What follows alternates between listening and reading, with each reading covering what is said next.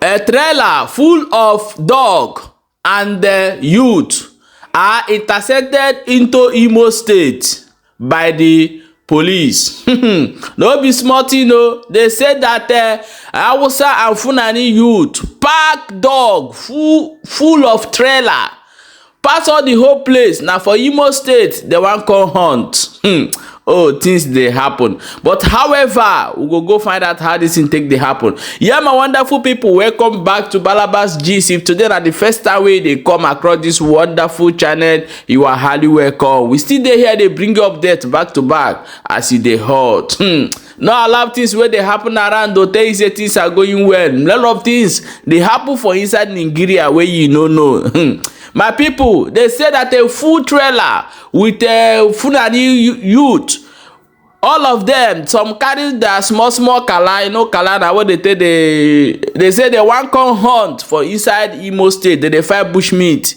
So all the whole forest where they for all the whole place, they no see am. Now for Imo State, now they come find the forest, or somebody tell them say make him come Imo State to say bush meat full for Imo State. As we dey talk, shebu na no say for inside bush for where. Now there they come, they get by people, they carry people, they go inside bush. And the thousands of them with dog, they enter, they want come hunt. I don't know which bush they want enter for Imo State. Which kind of forest where Imo State get where they want come enter, want come hunt for Imo State. My wonderful people, let's watch this video as our brother, whether they call Sonkwa, don't provoke, don't talk, come outside, say this one, you know, go happen for inside Imo State to say the government should do something and know the mission of these people, whether they tune in, they enter Imo State every time anyhow, from back, from front. This one a dog they take come this time around. I beg you, if you dey waka for road, may try to host more sticker in case of any dog do you harm. My people, watch this video before we come back and continue. Kankukwe yozo, amakam na agba ebe a. Amakam na agba, adekwa ama. Na Saturday kam no here akwu okwu ndị ugwu. Eshi mgbago ugwu were trailer. Bia me offload na Avo Junction. Nke na ritu okporo kita na ritu, nke na ritu okporo kita na ritu, over 100 of them. But ankita, inwete ka nkita ha. Inwete ka nkita ha, you ge na amafuro say, kedu ihe ndị ugwu ji buru nkita bịawa na Imo State? Kedu ihe ndị ugwu ji shimgbago ugwu Nigeria buru nkita bịawa na Imo State? You know? Also Imo State, that is also Imo State came with ndị ugwu in Abia, for crying out loud. He went and they were offload. I said it here now on Saturday. He went and they were offload. Now Avo Junction. He get timbu. They were climbing down with Inkita, And Aju, what is happening in Imo State? What is happening in Imo State?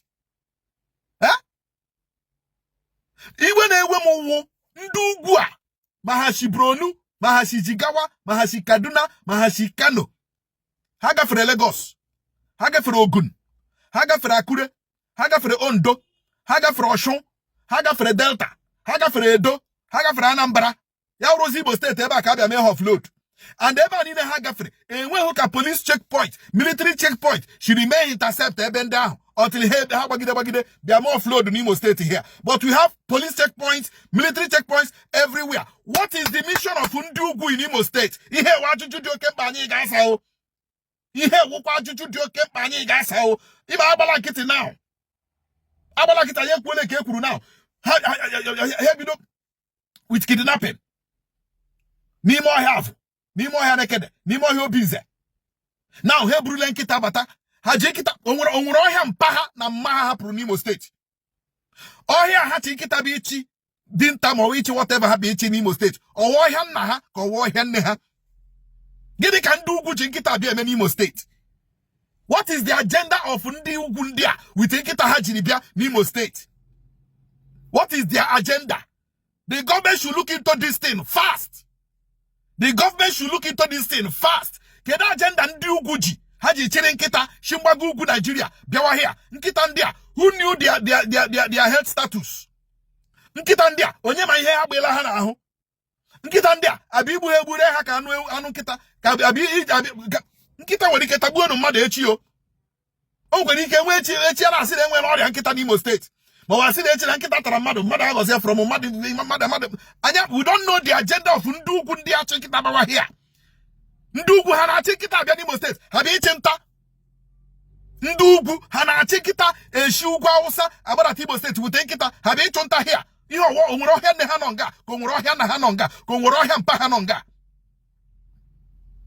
Ima ina he kuye na akuya ka ekwe. Achu hebe ha lebe. Achu ndugu ebe ha lebe. Achu hebe achola n'ime ohia hiagwa. Chola n'ime ohia obize. Still ha kana bakwa na ebe a. Now, kamgbe ndị Hunters Association, ndị Hunters Association bachara n'ime ọhịa with nkịta ha. Now, ọ dị ka ha change ele pattern. Ka ha bịa chụọkwuo ọhịa nke ha. Ka ha bịa chụọkwuo nta nke ha with nkịta ha si ugwu Hausa bịa.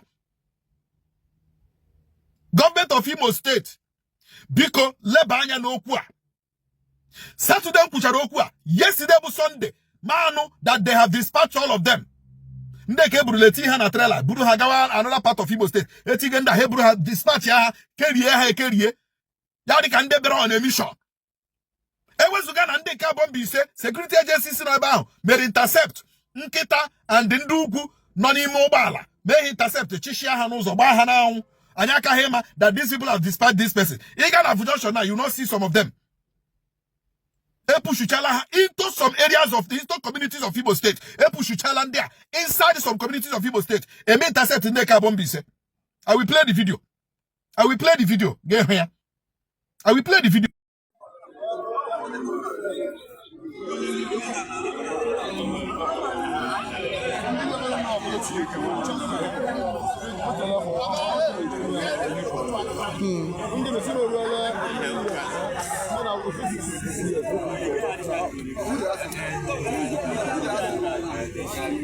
Somebody don't post some. Video police, no video. No. See people now. No, I don't see my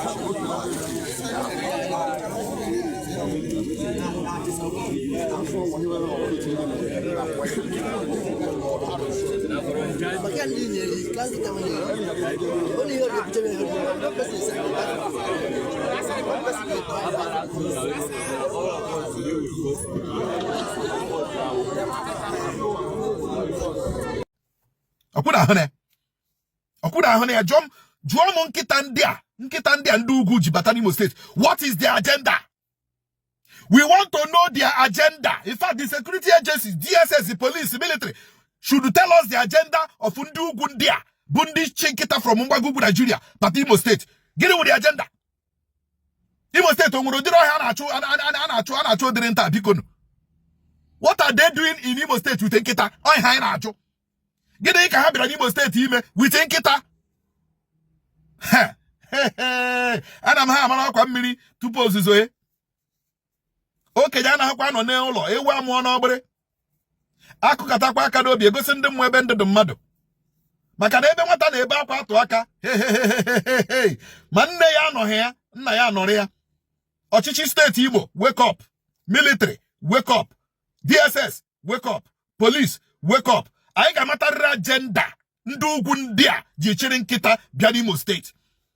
We are waiting for that. We are waiting for the clarification of Yemenenda Jibru Nkita Shumbarugu Bianimo State. Kaimarama, I say Imo State or wherever Madoleni Imo State de Riano Kita. Okay, una hapolanama. I say Kita Guna Achiba try in Imo State. I am a plan noon. Man, whatever is your plan. I get me exposed before we don't how we take it out Imo State. Everybody wake up. Onya wala mwanya. Be at alert. Be at alert. They change the pattern. These people change the pattern. Always in Nama now. Always in Kita. Anyasa. Imo. Anyasa. Everybody should wake up. be at alert. Onye hikwe n'ụra. Orukwe. My wonderful people, I beg go, I don't know the camp meat where these people want come catch for inside Imo State, but however, when our bush meat don't finish, why even grow them so that we go to feed them, catch them with trap. Now they pack dog enter, so they want to catch bush meat. My people, I beg may you drop your own opinion for inside comment section. Let us know the camp bush meat where these people want come find for Imo State, and also do not forget to share this video. If you no understand wetin this our brother talk, because he talk for Igbo, in dey talk say which kind bush meat where these people pack theirself full of trailer. This one wey dey see na the one wey dey bring come for social media. The full of 2 trailers dey enter inside Imo State, say they wan come find bush meat. Which bush meat? And this thing has been going on, remember, since 3 years ago. Now the trailer they carry them, they enter inside the Imo State. Their mission for Imo State na wetin we no know. So you know say that Imo State as an Igbo land is very, very important to Biafra people. If you no know am now. So Imo State has to be protected with everything. My people, share this video and make sure say they follow this channel for more updates as it dey hot.